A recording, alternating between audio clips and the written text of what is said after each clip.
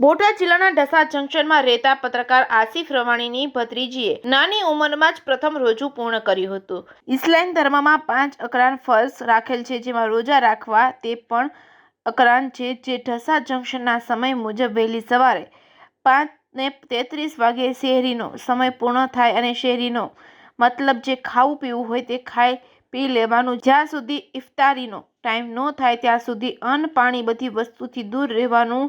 જેમાં ઢસા જંકશનમાં રહેતા રિઝવાનભાઈ રામાણીની દીકરી 4 વર્ષની અસ્માએ રોજુ સાંજે ઇફતાર સમયે 6:58 વાગ્યા સુધી પૂર્ણ કર્યું હતું અને રોજુ રાખી ખુદાની બંદગી કરી હતી. JKS ન્યૂઝ ગુજરાતી સાથે આસિફ રવાણી, ઢસા. નમસ્કાર દર્શક મિત્રો, હું છું ઢસા જંકશનથી એક્ટિવ પત્રકાર.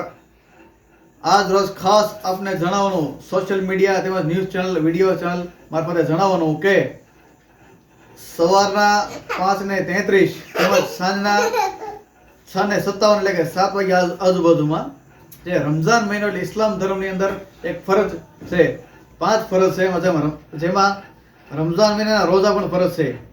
જે રમઝાન મહિનાના રોજાનો મતલબ એવો છે કે જે શહેરીનો ટાઈમ હોય શહેરી કરવાની, એટલે કે એનો ટાઈમ ઢસાના સમય પ્રમાણે 5:33 સમય પૂર્ણ થઈ જાય, એટલે કે તમે ખાઈ પણ ન શકો, પછી પાણી ન પી શકીએ. ત્યારબાદ સીધું 6:58 એટલે કે સાંજે 7 વાગ્યે સીધું તમે રોજો છોડી શકો. રોજો છોડવાનો મતલબ એવો છે કે તમે પાણી પી શકો, ખાઈ શકો. ટૂંકમાં આ ટાઈમ ટેબલના ગાળામાં ટૂંકમાં બધી રોજા શહેરની ઇફતારીનો કહેવામાં આવે છે.